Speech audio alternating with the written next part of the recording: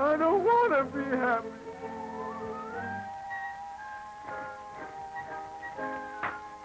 I want to be happy. I want to be glad.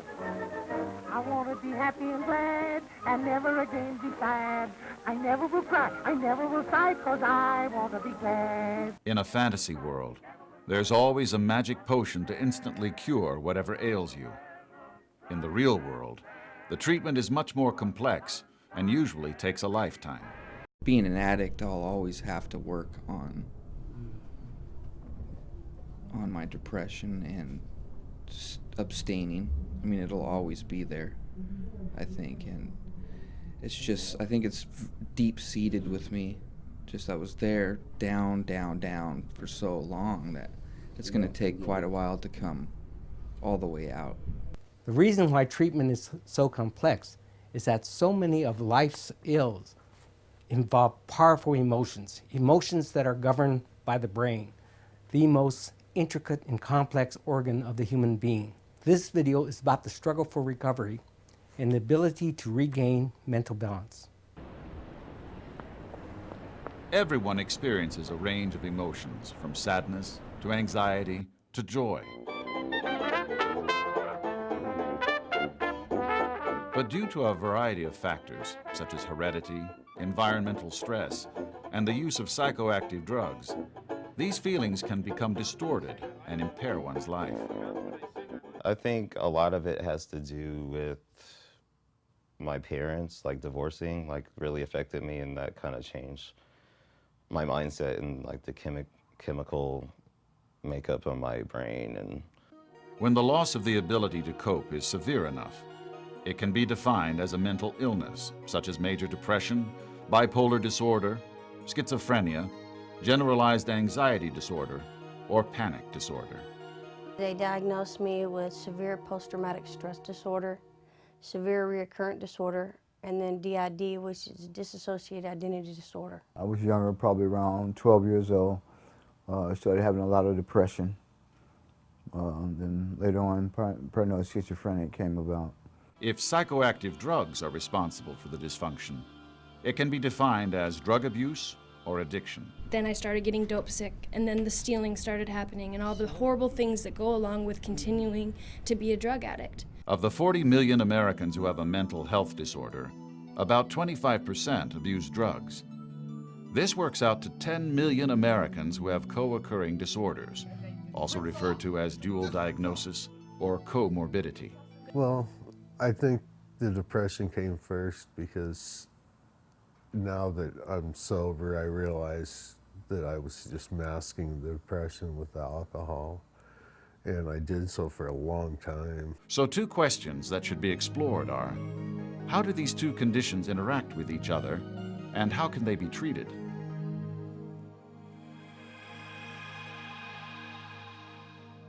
This is our co-occurring disorder group, and usually we start off presenting an exercise. Since excess drug use or drug withdrawal symptoms can mimic mental illnesses, deciding whether it is a true dual diagnosis can be a challenge. I thought it'd get better when I got sober, and it did for a while, but then all of those feelings were out, and that was when it was time for me to get in touch with a doctor and find the right medicine. I found out I was bipolar. A person who was highly genetically influenced for schizophrenia, who was going to get schizophrenia at age 19 or 20 no matter what, if that person happened to be in a culture or a family where there was a lot of drug use around their age of 14 or 15, you might come to the conclusion that it was the drug use that caused the schizophrenia. The mental health is before the drug. I got into the strong stuff, the coke and all that. I got experience in that stuff after I had the mental illness. And being that I was mentally ill and was trying to recoup and rediscover my identity in my life, it became easy to fall in love with doing the drugs, the heavy stuff. On the other hand, if that person grew up in an environment that didn't have much in the way of alcohol or drug around, and they developed their schizophrenia at age 19 or 20, and then they moved away, or they lost their housing, or they burned out their family, and they ended up in downtown Seattle, and they started using drugs and alcohol because where they lived was rife with drugs and alcohol on the street, and the housing place they lived had dealers wandering down the halls, you might then conclude that it was schizophrenia-caused drug use. So it's not an easy answer. In general, the majority of dually diagnosed clients had their mental illness first, before developing drug abuse problems.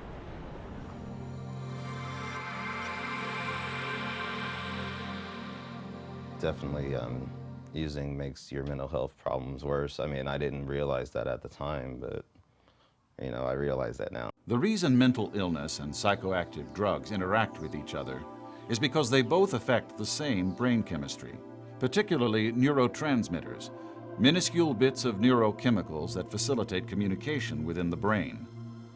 For example, excess dopamine, which is ultimately released by all psychoactive drugs, will induce psychosis and paranoia.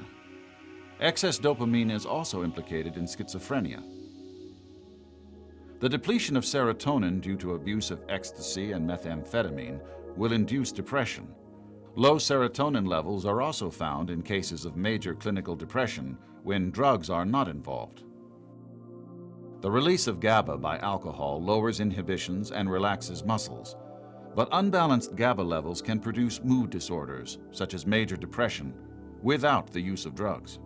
I got back on my medication, got out the hospital, started feeling pretty well again, and started dipping and dabbing back off into drugs. So then I got back on drugs, and once again that led me to not taking my medication because I didn't mix the two together.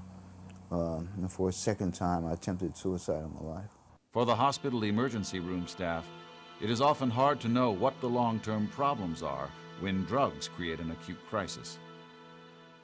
And so patients with severe mental illness who use drugs and alcohol have 2 to 3 times the rates of ending up in hospitals, jails, ER, homeless, getting victimized, getting in fights, having bad things happen to them like physical accidents too.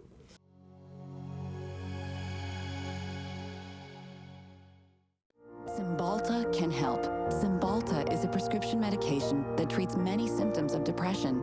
Tell your doctor right away if your depression worsens or you have unusual changes in mood or behavior. Numerous medications that help those with a mental illness rebalance and stabilize their brain chemistry have become the mainstay of mental health treatment. These prescription drugs, including antipsychotics, antidepressants, mood stabilizers, and anti-anxiety drugs, also affect the same neurotransmitters destabilized by street drugs. An example of psych meds is the class of antidepressants called SSRIs, or selective serotonin reuptake inhibitors. These medications include Celexa, Prozac, and Zoloft. They affect the neurotransmitter serotonin, which is involved with feelings of emotional well-being. It is thought that SSRIs increase the amount of serotonin available to adjacent cells. Over time, this sensitizes the receptor sites for serotonin, thus reducing depression. The Celexa took about probably 2 months before I really noticed any difference. And then every time they'd increase the dose, it would take a week or 2. Well, none of the medicines that work for mental illness work right away.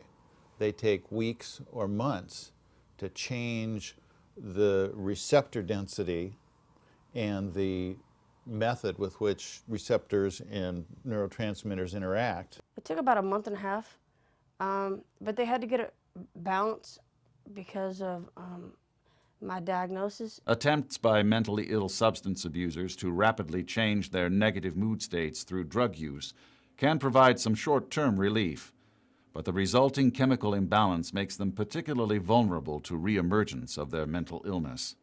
Not emotionally stable at all. Everything inside me was chaotic. That's how it affected me, just chaotic. The major differences between drugs and medications are that most psych meds are non-addicting and they are slower acting than alcohol or street drugs. Be very careful what you call a drug and what you call a medication. Call medications like fluoxetine or antipsychotics or things like that, call those medications. Call cocaine and meth drugs or drugs of abuse. Never call a medication a drug or a drug a self-medication. I self-medicated with illegal drugs that did not help me and made everything all, worse. And so that's why I say, why not try, going with what a doctor prescribes me and see if it can help me. When they use the word self-medication and you agree with that, what you're basically telling them is, oh yeah, your cocaine's a medication and my antipsychotic's a medication. For those with mental illness, the abuse of drugs is most always followed by an increase in the severity of symptoms. And when I was using, my depression was worse. I know that for a fact, being dope sick, waking up, thinking that life was over. I don't want to open my eye. Please, God, let me sleep a few more seconds so I don't have to deal with this.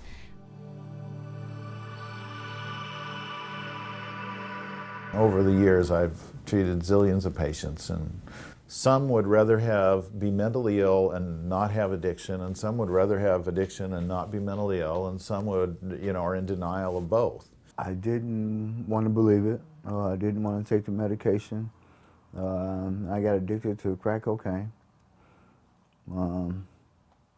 Caused a lot of turmoil in my life. Yeah, I resisted the medications for depression and bipolar. They were issues. I figured that those were things that I thought, well, I should be able to handle that on my own. One of the biggest steps towards sobriety for dually diagnosed patients is finding a way to build trust in the recovery process and believing that their feedback to the physician is critically important. I just went to her and told her, hey, I knocked on her door. I didn't have an appointment or anything. I knocked on her door and told her, hey, this is making me feel not good. I'm having a really bad anxiety. I got the shakes. I'm not sleeping.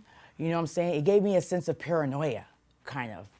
And so she said, wow, well, let's try this. Patients or persons who use drugs and alcohol who have severe mental illnesses are about 2 to 3 times as likely to be non-adherent to their medicines. I was always scared to take something to help me, but I didn't have a problem taking something to hurt me. And looking at it at a medical, kind of way, they told me to try it, and I tried it, and it did help me.